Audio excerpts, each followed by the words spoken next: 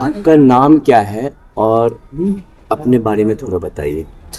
नाम अभय सिंह ग्रेवाल। तो जन्म हरियाणा में हुआ है, झज्जर जिला के अंदर। और स्कूलिंग वगैरह वहाँ से की, फिर आईआईटी बॉम्बे से बीटेक किया, एमडेस किया, फिर जॉब वगैरह किए भारत के अंदर अलग अलग टाइप के। कनाडा में जॉब किया। ये संक्षिप्त में। जीवन क्या है और ये जो जीवन है, तो जो गृहस्थ और वैराग है, तो जब कोई व्यक्ति को ज्ञान की प्राप्ति होने लगती है, आत्मज्ञान आता है, तो वो क्यों वैराग की तरफ बढ़ता है? और जीवन क्या है वास्तविक? अभी मैं सुबह ही बताया था ना, जैसे भाव जीवन जो है वो काल से बना हुआ है। सबसे पहला जो तत्व है वो काल है। कि यदि तुमको एक याद से दूसरी याद को जोड़ना है तो तुम याद ही नहीं कर पाओगे कि तुम 34 साल के हो। एक मेमोरी की कंटिन्यूटी है। और यदि वही कंटिन्यूटी तुम आत्मा में देख लो कि तुम्हारे पिछले जो कि इस जन्म से पहले उसका काल कैसे कंटिन्यूटी हुई थी, क्या चीज़ थी जो उस शरीर में आई चेतना, जो कि हम उसको जिया और फिर जो चली गई। या इसको मान लो, ना भी मानो कि हाँ मुझे नहीं पता, शुरुआत में यही मानोगे कि आप यही सत्य है, तो आप ढूंढने निकलोगे उसको, तो आप वहीं पे पहुंचोगे। कि जो बार बार बोलते हैं ना कि जो वर्तमान में रहना ही आध्यात्मिकता है, वही जीवन है। तुम वर्तमान में नहीं रह रहे हो तो तुम जी नहीं रहे हो। साधना का जो तरीका है, प्रोसेस है, वो क्या है? साधना क्या है आपके लिए? साधना क्या है? सिंपल तरीके से मैं को हटाना बोलोगे तो, जो मैं, वही बताया ना मैंने, काल। जो मैं काल के अंदर बनी हुई यादों से बनता है। जैसे मैं, आपने पूछा मैं कौन हूँ, तो मैंने बताया कि हाँ मैं अभय सिंह हूँ, मैं यहाँ से पैदा हुआ। वो क्या है? याद ही तो है मुझे। वो मेरी मान लो मेमोरी हटा दोगे तो फिर मैं तो मैं ही रहूँगा, बट फिर मैं कौन हूँ? वो साधना है। वो उसको हटा लेगा, फिर वो मैं, वो अहंकार वाला मैं हट के वो आत्मा वाला मैं हो जाएगा। आत्मा। मानव को आत्मज्ञान की प्राप्ति कब और कैसे होती है? आत्मज्ञान है क्या? यही बताया ना मैंने। मैं की आइडेंटिफिकेशन है अलग अलग ना। जैसे ये शरीर को मान लिया मैंने आइडेंटिफाई किया और उसको डिफ्रेंशिएट किया दो में, तो मैं देखूंगा कि हाँ एक नर का शरीर है, एक नारी का शरीर है।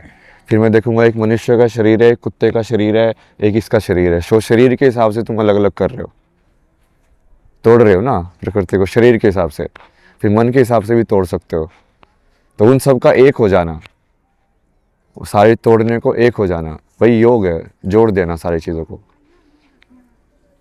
अलग अलग ना देखना, एक देखना। बाकी जो संसारिक जीवन है, उसको अपने छोड़कर वैराग को क्यों चुना? सांसारिक जीवन मतलब? संसारिक जीवन, जो लोग संसार में गृहस्थ जीते हैं, खाते हैं, कमाते हैं, नौकरी करते हैं, अपनी जिंदगी जीते हैं, शादी करते हैं, बाल बच्चों को पालते पालते पोसते हैं, वो संसारिक जीवन। वो तो सारी चीज़ें हम भी करें ना, हम भी खाते पीते हैं। हम भी बाकी सब काम भी करते हैं, पैसे भी लेना पड़ते हैं, पैसे से चीज़ें खरीदनी भी पड़ती हैं। वो सब तो, वो नहीं है ना सर, वो आप जो चीज़ समझ रहे हो। नहीं, मैं बस ये पूछ रहा हूँ कि गृहस्थ और वैराग में क्या अंतर है, और आपने वैराग नहीं को नहीं, कैसे? वो ऐसे आप अंतर नहीं कर सकते। चाहे वो गृहस्थ हो चाहे कोई भी हो, जिसके मन में शांति है वही संत है। वो आप उसको कर्म से नहीं देख सकते कि कर्म में वो क्या कर रहा है। हो सकता है वो इंसान पूरा शांत हो, वो कर्म में बैठ के कोई दुकान चला रहा हो, आपको कैसे पता चलेगा? वो कर्म से नहीं देख सकते कि आपको कि हाँ साधु के वेश में ही मिलेगा कोई। भगवान सिविल तो किसी भी ड्रेस में हो सकता है ना जाने किस रूप में आके नारायण मिल जाएगा। तो जरूरी थोड़ी वही के रूप में है, किसी भी रूप में आ सकता है। आखिर आज के टाइम में लोग परेशान क्यों हैं इस चीज से? किस चीज से? मृत्यु के भय से क्यों परेशान है? मृत्यु के वैसे तो तब तक परेशान रहेगा ना जब तक मैं रहेगा। तो इस भय से मुक्ति इंसान कैसे पा सकता है? भगवान को करे। मृत्यु को आप हाथ में ले लो ना। हो गया साथ में, मुक्त हो गए। जो ये आध्यात्मिक आपका जीवन है, वैराग जीवन, ये कितना कठिन है, और तब भी आप इसमें आनंद में रहते हैं, इस जीवन को जीते हुए भी प्रसन्नता, तप, त्याग और तपस्या ये इनके बारे में थोड़ा बताइए। नहीं, वो कठिन वैसे लगता है वो, बट यदि भक्ति तुम्हारे साथ है ना तो वो एक्चुअली में आनंददायक हो जाता है। जब आप तपस्या जिस चीज को बोल रहे हो उसमें यदि भक्ति भी हो तो उसके वो तो फिर चमत्कार होने लगेंगे फिर।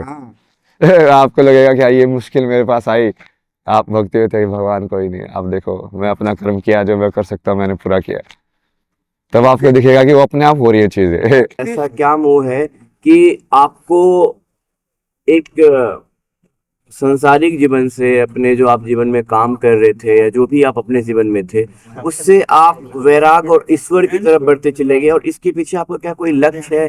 ज्ञान की प्राप्ति और जानना क्या है? आपने क्या बोला ना, मोह कैसे हट गया, मोह तो अपने आप ही हटता है। ऐसे क्या हुआ आपके लाइफ में कि आप सब लोगों की लाइफ में कितने मोह रहे होंगे जो अब नहीं है कि नहीं, कैसे छूटे? ऐसा क्या विशेष चीज है जो आपको खींचा इस जीवन की ओर? देखते जाओ ना तुम, ऑब्जर्वेशन में देखते जाओ कि वो चीज हो कैसे रही है। तो इस संसार को बेसिकली तुम एक मान के फिर ये बोलो कि हाँ बस अलग अलग आवाजें हैं, से ये सब जितने भी रूप है ये सब उस एक प्रकृति की अलग अलग आवाजें हैं, और फिर तुम उस बैठ के सुनते जाओ एक एक आवाज को कि अच्छा ये ऐसा है, ये ऐसी आवाज है, ये ऐसी आवाज है, अलग अलग पहचानते जाओ उसको अपनी चेतना के अंदर। आपके अब जीवन का आधार सिर्फ भक्ति है, या ज्ञान की प्राप्ति, या कुछ और आप क्या है? भक्ति जिस चीज को आप बोल रहे हो ना उसको आप समझोगे तो डिवोशन जिस चीज को बोलते हैं भक्त बन जाना, वो तो उसका भक्त हो गया। मतलब क्या बोलते हो कि वो पूरी तरीके से, मतलब उसने अपने आप को सौंप दिया, समर्पित कर दिया। ऐसे यूज करते हैं ना इसको। तो यदि तुम अपने आप को ये मानो कि सत्य को पूर्ण समर्पित कर दो, अब लोग क्यों नहीं करते वो आप लोग बताइए ना, आप लोग क्यों नहीं करते हो? सत्य को पूर्ण समर्पित करना तो ऑब्वियस चॉइस होनी चाहिए कि हाँ भाई सत्य जानना है मेरे को, सत्य जानने की उसमें तलाश में तुम आगे आगे निकलोगे, या तुमको सत्य पता है तो उसके बाद मतलब उसका पता तो क्या ही करोगे, वो बदलता रहता है। अभी क्या आधार है, अभी तो जीना उसको ना पूरा, जो प्रारब्ध है जो उन्होंने बताया उसको पूरा जी के फिर वो खत्म हो जाएगा। आपके जीवन का क्या उद्देश्य? यही है ना, धर्म की स्थापना, सत्य की स्थापना। सत्य की, सत्य और आवर्त सनातन धर्म है आपके लिए क्या है? आप क्या समझते हैं? वही सत्य है ना, वो सनातन शब्द का अर्थ ही वही है। तो ये तो पहले से ही स्थापना हम कैसे कर सकते हैं? ये तो अनादि कालों से है। है बट लोगों को पता नहीं है ना, तो मेन तो आध्यात्मिकता में चक्कर ही वही होता है ना। आपने क्या समझा कि सत्य भगवान है ये तो पता ही है, क्या है? बट तुमने देखा है क्या? तुमने तो नहीं देखा है भगवान को, भगवान हर जगह है ये तथ्य है, बट क्या तुमने देखा है? तो ये है ये ना, ये इस दोनों में अंतर होता है। जो आप बोल रहे हो ना कि वो तो उसको क्या स्थापित करना है, तो वो है, बट उसको वो है वही चीज तो लोग देख नहीं पा रहे हैं। आप अगर जागरूक करना चाहे यहाँ से, तो आप कैसे जागरूक करना चाहेंगे? मतलब अभी जो मैं इतने इंटरव्यू दे रहा हूँ ये वही तो है, जागरूक ही तो है, और क्या हो रहा है? पहले मैं वीडियोस बनाता था उस टाइम पे ठीक है कम लोग थे, अब ज्यादा लोग देखते, बढ़िया है। उस पूरी जागरूकता का ही है हिस्सा, हर चीज को एक्सप्लेन कर करके बताना कि हाँ ये देखो ऐसी होती है, ये ऐसी होती है।